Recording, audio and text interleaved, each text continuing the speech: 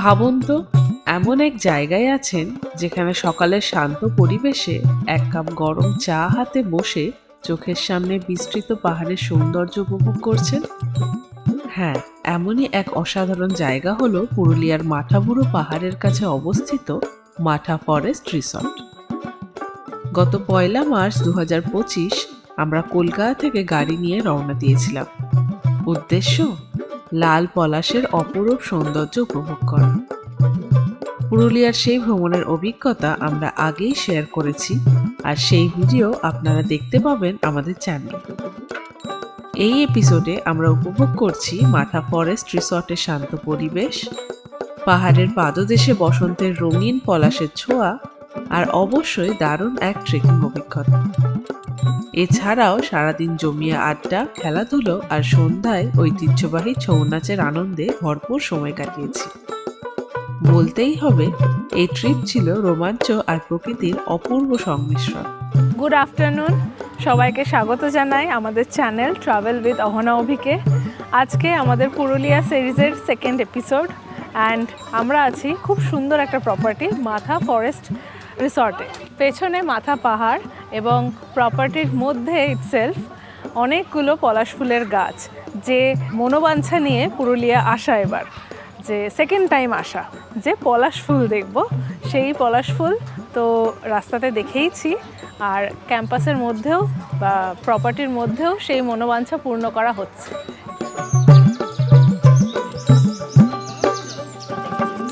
এখন আমরা করতে যাচ্ছি পেট পুজো, দ্যাট ইজ লাঞ্চ। ঘড়ির কাঁটায় 4টে।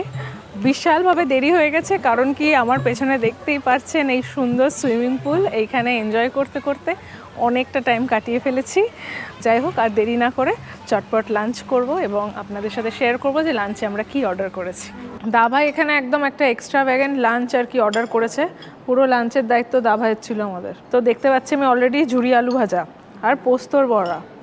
পুরুলিয়া এসেছি, পোস্তর বড়া খাবো না, এটা হচ্ছে বক্তব্য, তাই তো?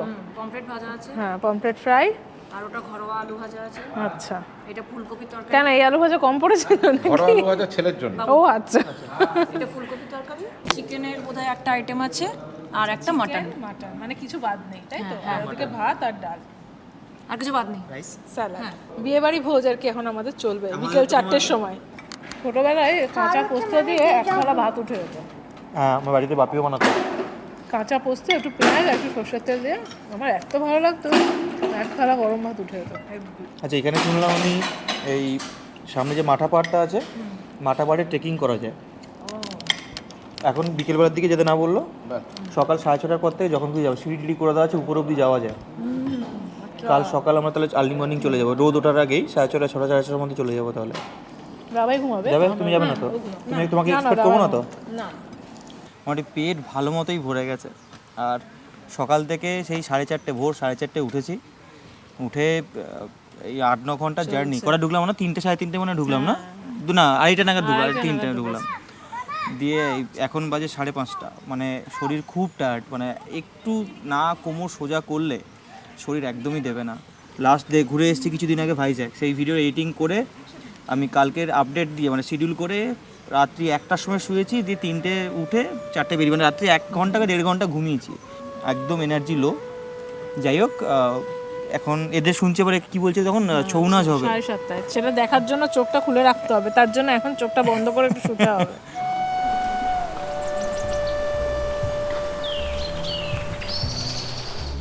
আর একজন তো মানে লাফিয়ে ওর যে কী করে থেকে এনার্জি আসছে তা আমি বুঝতে পারছি না। ও কিন্তু খুব বেশি ঘুমায়নি, কন্টিনিউয়াসলি স্লাইড করে যাচ্ছে। মাঠা ফরেস্ট রিসর্টের এই মাঠটা বিকেলের উজ্জ্বল আলোয় যেন আরো প্রাণবন্ত হয়ে উঠেছে। চারিদিকে হাসির শব্দ, দৌড়ঝাঁপ, খেলাধুলার উচ্ছ্বাস, প্রকৃতি আর মানুষের আনন্দ একসাথে মিশে গেছে। সূর্য প্রায় পশ্চিমে ঢলে পড়েছে, আকাশও রং বদলানো শুরু করেছে। পাহাড়ের গায়ে পড়া এই বিকেলের আলোয় প্রকৃতি তার সেরা রূপে ধরা দিয়েছে। সময় যেন থমকে গেছে এই শান্ত পরিবেশে।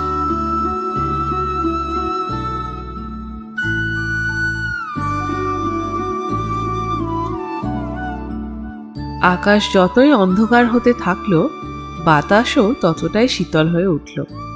একটু পরেই জ্বলে উঠল রিসর্টের সব আলো।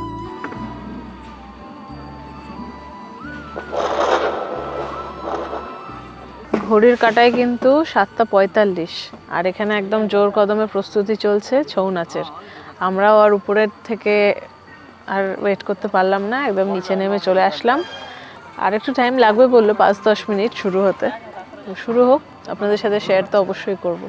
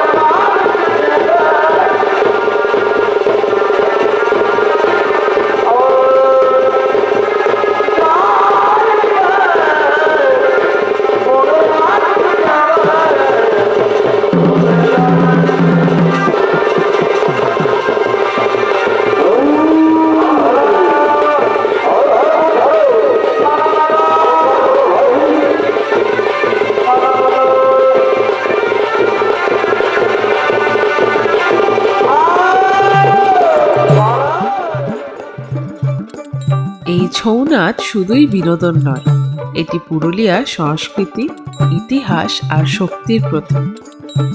প্রতিটি ভঙ্গিমা, প্রতিটি লাফ যেন গল্প বলে এক সাহসী অতীতের।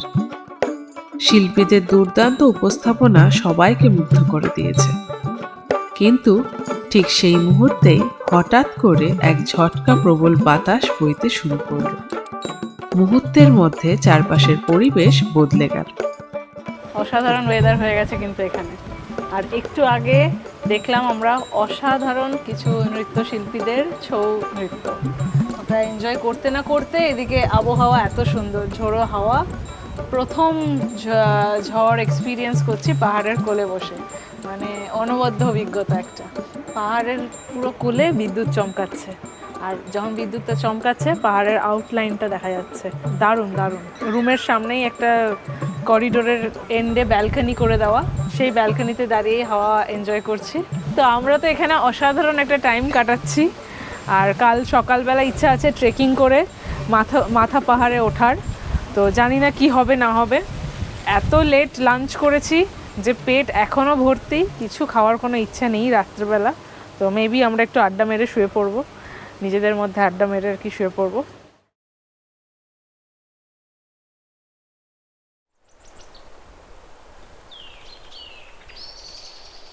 Good morning.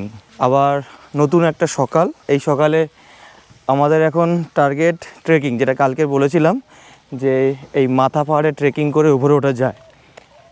এই আমাদের রিসোর্ট থেকে কিছু নয়। আচ্ছা, রিসোর্টে একটা প্রসঙ্গত বলে রাখি, এইখানে কিন্তু আমাদের আছে ওই দিকে রুমটা, এদিকে কিছু রুম আছে যেখানে কিন্তু ব্যালকনির সামনে থেকেও ভালো ভিউ পাওয়া যায়। এখানে রুম কিন্তু সেম রেন্ট, ওই 4,000-5,000-এর মধ্যে। হয়তো সিজন অনুযায়ী একটু আপ ডাউন করতে পারে।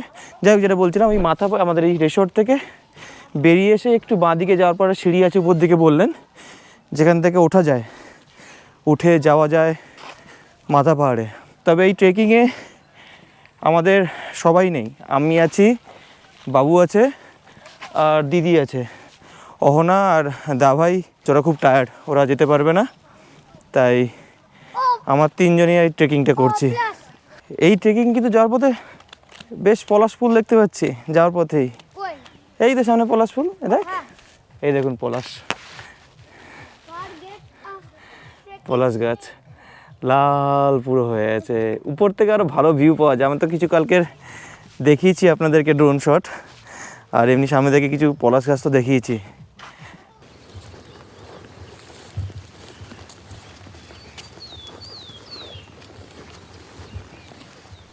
আমরা হেঁটে হেঁটে পৌঁছেছি একটা পয়েন্টে, এটা 3 মাথা বলা যেতে পারে।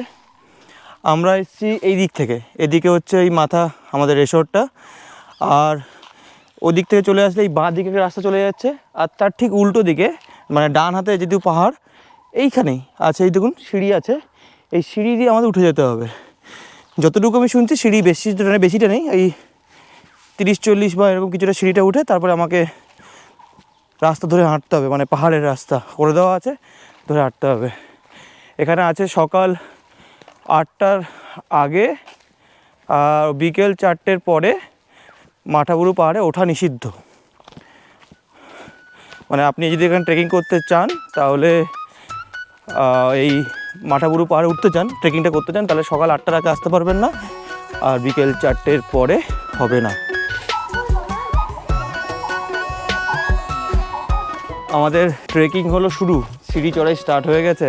এবারে যাওয়ার পথেই বাঁ হাতে পড়ছে একটা বিশাল বড়, banyan tree.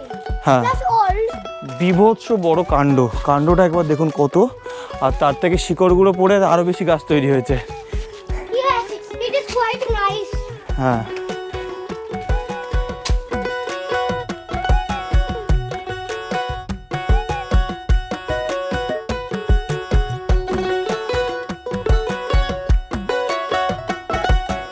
সিঁড়ির খেলা খতম।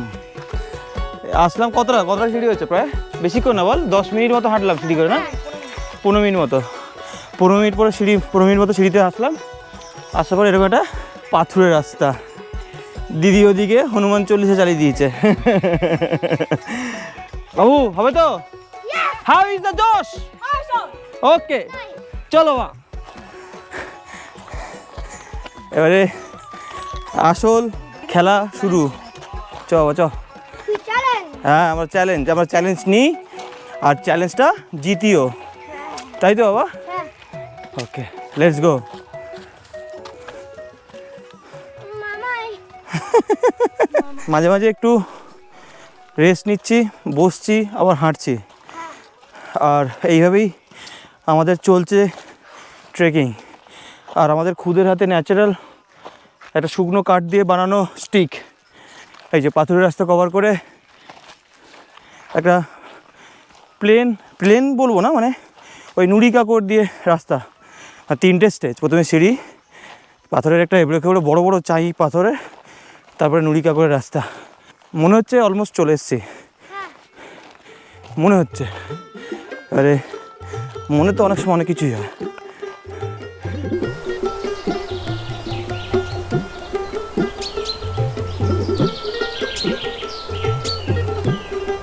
আমার পেছনের রাস্তাটা দেখুন, হেভি কষ্ট হচ্ছে। যাদের একটু হার্টের প্রবলেম বা শ্বাসকষ্টের প্রবলেম আছে হাঁটলে, আমি বলবো যে এটা না আসাটাই ভালো, এই ট্রেকিংটা। কিন্তু যদি আসতে পারেন তাহলে খুব মজা হবে। তার কারণ জানবেন, এই দেখুন ভিউটা দেখুন, শুরু হয়ে গেছে। হ্যাঁ একদমই তাই। এখন হয়তো গোপ্রোতে ক্লিয়ার আসছে না, কারণ কিছুটা হালকা একটা কুয়াশা দেখা যাচ্ছে, কিন্তু নিজের চোখে জাস্ট অসাম। আচ্ছা প্রসঙ্গত একটা জিনিস বলে দিই, সবাইকে একটু বলার আছে। এই দেখুন আমাদের পুচকেটাও জল খাচ্ছে, যাতে আমরা ট্রেকিং করছি, আমরাও কিন্তু জলের বোতল এনেছি সাথে করে। জলের বোতল আনাটা কিন্তু কোনো প্রবলেম নয়, অবশ্যই ট্রেকিং করতে গেলে জল লাগে। আর আমাদের ক্ষেত্রে এখন জল ক্যারি করা সবথেকে ইজি প্রসেস, যেটা সহজলভ্য বলা যেতে পারে, সেটা হচ্ছে আমাদের এই প্লাস্টিকে করে ক্যারি বোতল করে ক্যারি করা। এটা হালকাও হয়, অবশ্যই এটা উচিত, আর এখনও অপশান আছে, করতে হবে। কিন্তু তা বলে একটা জিনিস সবাইকে এই জায়গাটা বলে দেওয়া হচ্ছে, এটা কত সুন্দর নেচার, আমরা আসছি, কত পাখির আওয়াজ, এত চুপচাপ শান্ত জায়গা, কিন্তু সবাই এই জিনিসটা করে নোংরা করছেন। মানে আমার এই জিনিসটা বলার আছে এই জায়গাটা, যে দেখুন এই রাস্তার মধ্যে কত জলের বোতল এই ফেলে রেখেছেন, এখানে দেখুন রাস্তা পড়ে, আরও রাস্তা পড়ে ছিল। এই জিনিসগুলো না করলেই ভালো হবে। কারণ আসুন ট্রেকিং করুন, প্রকৃতিকে মজা করুন, প্রকৃতিটাকে এনজয় করুন প্রকৃতিতে দাঁড়িয়ে, কিন্তু কিন্তু এইভাবে প্রকৃতিটাকে নষ্ট করার কোনো মানে হয় না। জলের বোতল এইভাবে, প্লাস্টিকের জলের বোতল এইভাবে রাখছেন, আমরা কিন্তু এইভাবে নষ্ট করাটা আমাদের ঠিক নয়। একটু প্লিজ রিকোয়েস্ট করবো সবাইকে, যারা ঘুরতে আসছেন অবশ্যই জলের বোতল ক্যারি করুন, কিন্তু সেটা সাথে করে শেষ হয়ে গেলে এখানে না ফেলে নিজের রিসোর্টে ফেরত নিয়ে যান, নিয়ে গিয়ে ওখানে ফেলুন। এই জিনিসটা একটু প্লিজ দয়া করে একটু সবাই দেখবেন। হাঁটতে হাঁটতে একটা পয়েন্ট চলে এসেছি যেখান থেকে একটা অসাধারণ চারদিকে 360 ডিগ্রি একটা ভ্যালি ভিউ পাওয়া যাচ্ছে। এই ভিউ নিয়ে আর নতুন করে কি বলবো, অনবদ্য ভিউ। অনেকটাই হাঁটলাম, অনেকটাই ট্রেকিং করলাম। এখন বাজে 9:45, এই করে 40-45 মিনিটের একটা ট্রেকিং ছিল। এসে এখনও আরোটা যাওয়া যাবে, আরও একটা যাওয়া যাবে, কিন্তু যাচ্ছি না। তার দুটো কারণ আছে। একটা হচ্ছে আমাদের হোটেলে একটা ব্রেকফাস্ট ইনক্লুড আছে এর সাথেই, আমাদের ট্যারিফের সাথে, রুম ট্যারিফের সাথে। সেটা হচ্ছে 10টার মধ্যে বন্ধ হয়ে যাবে, তো সেটা খেতে হবে। আর তার সাথে বাচ্চাটাও টায়ার্ড হয়ে গেছে, ও আর যেতে পারছে না। আর আমি ওদেরকে এই একা জায়গা ছেড়ে যেতে পারছি। আমি যদি একা আসতাম হয়তো আমি ওটা কভার করে নিতে পারতাম বা যেতাম হয়তো। যাই হোক, এইটাই এসছি, এটাই অনেক। আর রোদও বেরিয়ে গেছে, তার সাথে ভালোই রোদ বেরিয়ে গেছে, গরম লাগছে বেশ। দারুণ, জাস্ট অসম। পারলে একবার আসবেন, ট্রেকিংটা করবেন। আর সকাল সকাল আসুন, তাহলে হয়তো সময় পাবেন হাতে আর গরমটাও কম লাগবে।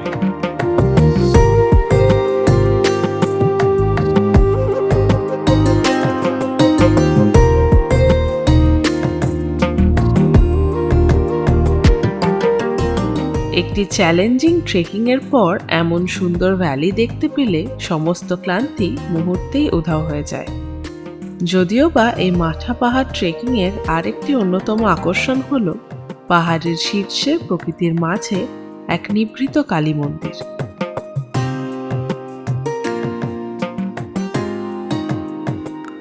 খুব সাধারণ অথচ অদ্ভুত এক অলৌকিক অনুভূতি লুকিয়ে আছে।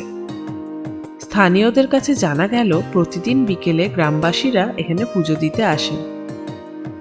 একদিকে প্রকৃতির রূপ, অন্যদিকে এই ছোট্ট মন্দিরের উপস্থিতি, এক কথায় অপূর্ব নৈসর্গিক অভিজ্ঞতা।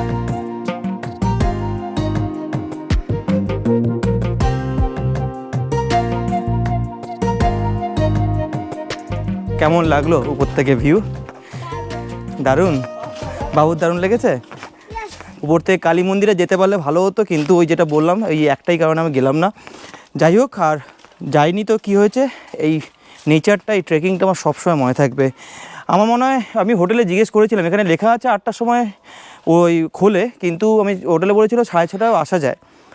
আপনি যদি এখানে হোটেলে আসেন একবার জিজ্ঞেস করবেন, সকাল সকাল চলে আসলে কষ্টটা অনেকটাই কম হবে। দেখ, এখন আমরা অনেকটা নেমে চলে এসেছি, এই সিঁড়ি দিয়ে হাঁটছি। 10:25 তো হয়ে গেছে। আমাদের ব্রেকফাস্টের টাইম ছিল 10টা অবধি, ওটা ওভারও হয়ে গেছে, জানি না খাবার পাবো কি না। অনেকে দূর থেকেও কিন্তু ট্রেকিং করতে এসেছেন। আমরা চলে এসেছি, নেমে এসেছি, সিঁড়ি স্টার্ট। তার এখানেই পার্কিং মতো করা আছে। এখানে পার্কিং অনেকে গাড়ি রেখেছে। এনারা মনে হয় আমাদের রিসর্টের মনে হয় নয়, না জানেন দিদি? আপনারা যারা দূর থেকে আসছেন তারাও কিন্তু চাইলে শুধু ট্রেকিংয়ের জন্য এখানে অনেকে আসছে, তো আপনারাও চাইলে কিন্তু আসতে পারেন।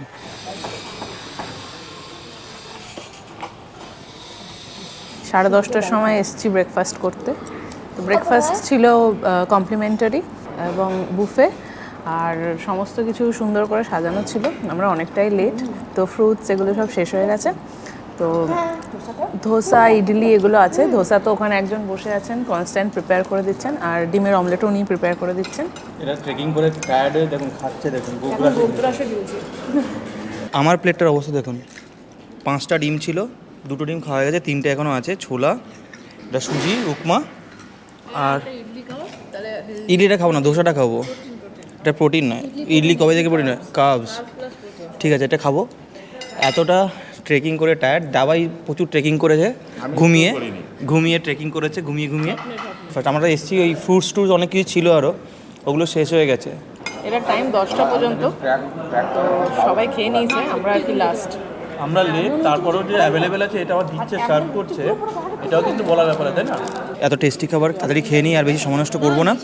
খেয়ে নিয়ে আমরা এখান থেকে বেরিয়ে যাবো, কারণ এখান থেকে চেক আউট টাইম 11টায়। আমার অলরেডি 10:55 বেজে গেছে। অত একটু কনসেশন করবে, 11টার জায়গায় 11:30 হয়তো হবে।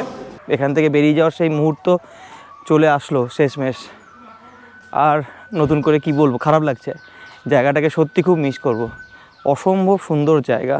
এটা কিন্তু একটা জিনিস বলার আছে, এটা কিন্তু কোনো পেড প্রমোশন ছিল না, আমার মাঠা রিসর্টের কোনো পেড প্রমোশন ছিল, কিচ্ছু ছিল না। জাস্ট একটা সময় কাটাতে একদম সাডেন প্ল্যান। অসম্ভব সুন্দর। আসুন, এখানে অনেক কিছু অ্যাক্টিভিটি আছে। এর পাশাপাশি ট্রেকিংটা তো দেখলেনই। এখানে বিশাল বড় মাঠ আছে, যেখানে চাইলে আপনারা খেলাধুলা করতে পারবেন। আর বাচ্চাদের খেলার জন্য সাইকেল আছে, তো সাইকেলও চালাতে পারবে বাচ্চারা।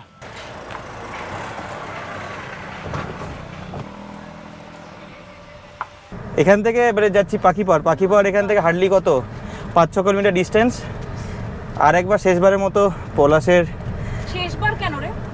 এইবারের মতো মানে এই গরমে শেষবারের মতো, হ্যাঁ তাই ঠিক, এই কথাটাই ঠিকঠাক। হ্যাঁ, তো শেষবারের মতো এই গরমে শেষবারের কথা যা দেখে নেবো একবার পলাশ ফুল। আর একবার কাছ থেকে অনেক দেখে নিয়েছি, প্রচুর দেখে নিয়েছি, যত এক্সপেক্ট করেছিলাম তার থেকে বেশি দেখে নিয়েছি। এত পলাশ হয়ে গেছে, দিদি অলরেডি, দিদি না অহনা, এই আমাদের গাড়িতে গণেশ আর ও দিদিও, ও আচ্ছা দিয়ে পলাশ ফুল দিয়ে নাকি পুজো দিয়েছে।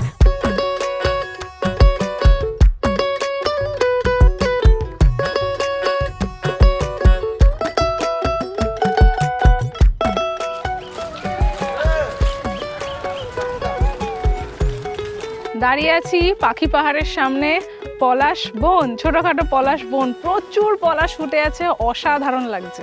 আর আমাদের একটা ফটোগ্রাফার, নতুন ফটোগ্রাফার, দেখতেই পাচ্ছেন চারিদিকে একদম পলাশে মোড়া। এবার পুরুলিয়া আসাটা পুরো পলাশ দেখতে আসা এবং পুরো সার্থক, পলাশ আর ছৌ দিয়ে পুরো পরিপূর্ণ, একদম সার্থক।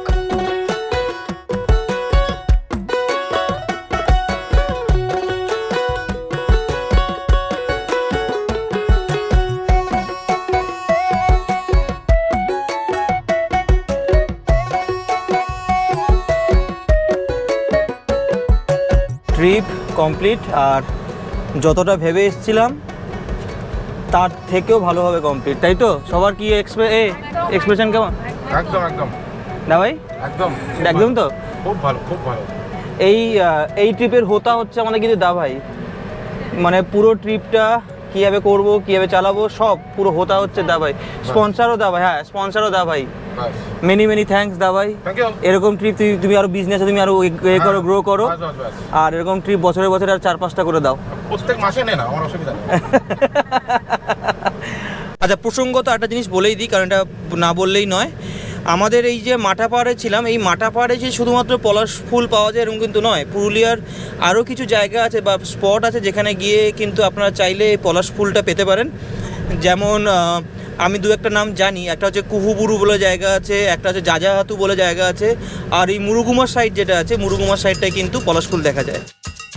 এখন আমরা পুরুলিয়া থেকে বিষ্ণুপুর হয়ে বাড়ির পথে। রাস্তা সিঙ্গেল লেন হলেও দুপাশের প্রকৃতির সৌন্দর্য সত্যিই মনোমুগ্ধকর। আপনাদের এই বসন্তের পুরুলিয়ার ভ্রমণ সিরিজ কেমন লাগলো তা অবশ্যই কমেন্ট করে জানাবেন। যদি ভিডিওগুলো ভালো লেগে থাকে তাহলে চটপট একটা লাইক দিয়ে আমাদের উৎসাহিত করুন।